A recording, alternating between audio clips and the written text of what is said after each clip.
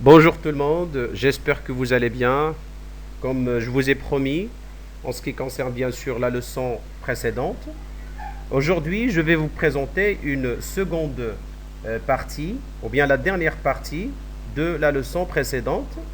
Alors c'est le discours direct et le discours indirect. Mais avant cela, j'espère que vous cliquez sur s'abonner pour avoir bien sûr toute la nouveauté des leçons. Bien, alors, comme je vous ai promis, le discours direct et le discours indirect suite.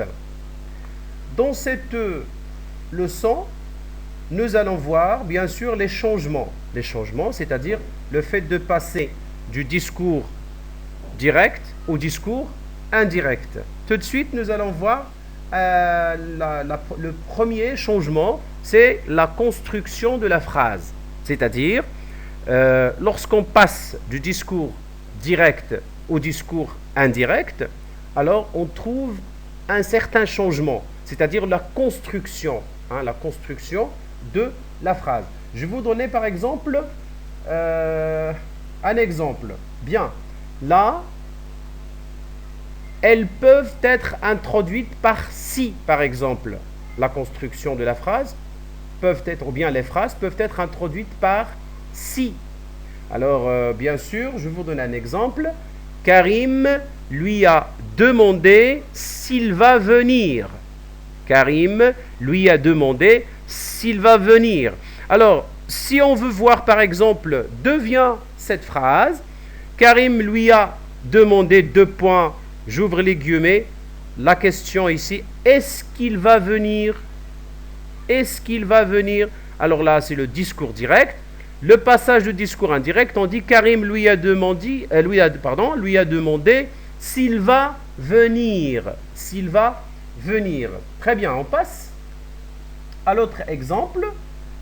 C'est-à-dire à l'autre exemple, elles peuvent être introduites par deux. Elles peuvent être introduites par deux. Par exemple, ici, Rachida lui a demandé de venir à l'heure.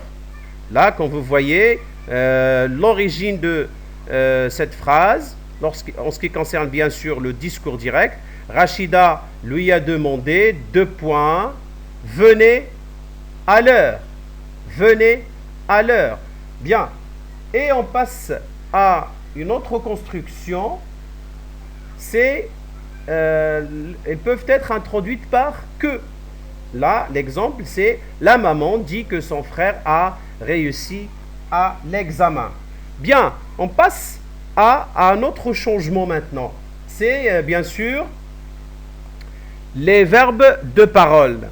Alors, les verbes de parole ici donnent un effet à la phrase, c'est-à-dire l'utilisation. Alors, regardez ici, les verbes de parole ont un effet sur la façon dont on prononce un discours. Alors là, je vous donne un exemple. Là, vous avez ici une liste des verbes. Lorsqu'on utilise le verbe dire, ce n'est pas, bien sûr, lorsqu'on utilise le verbe demander, ou bien le verbe penser, le verbe affirmer, le verbe crier, murmurer, chuchoter, et ainsi de suite, et ainsi de suite. Bien, là, toujours, bien sûr, la construction de la phrase change, bien sûr, selon, bien sûr, les verbes de parole. Bien, on passe à un autre changement. Maintenant, ou bien un autre changement, bien sûr, c'est le changement des pronoms. Alors, le changement des pronoms. Bien sûr, les pronoms changent lorsqu'on passe de discours direct au discours indirect. Là, je vais vous donner des exemples. Là, mon père m'a dit je. Alors, comme vous voyez ici, il y a le pronom, ou bien il y a ici le pronom personnel je et ta. Alors, regardez, là, c'est une phrase de discours direct. Lorsqu'on passe au discours indirect, regardez, je devient il et ta devient ma. Mon père m'a dit, je leur téléphone pour les avertir de ta venue. Là, c'est du discours, bien sûr, la phrase du discours direct.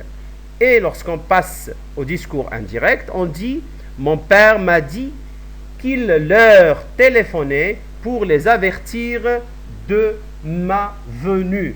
De ma venue. Bien. On passe maintenant à d'autres changements.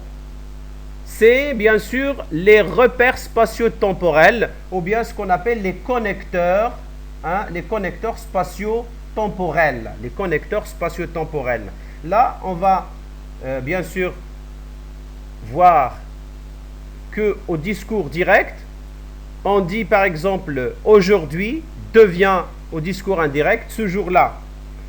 Maintenant devient à ce moment-là, demain matin ou bien soir ou bien après-midi ou bien et ainsi de suite devient le lendemain matin, le lendemain soir et ainsi de suite.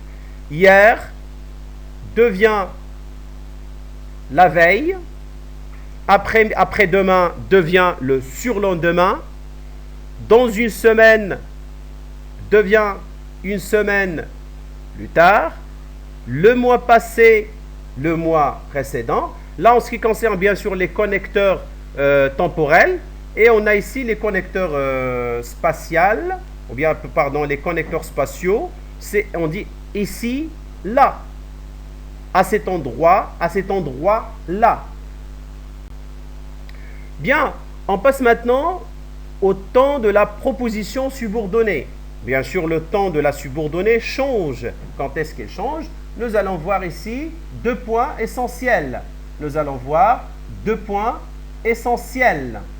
Lesquels? Là, si le verbe introducteur est au présent de l'indicatif ou au futur simple, le temps de la subordonnée ne change pas.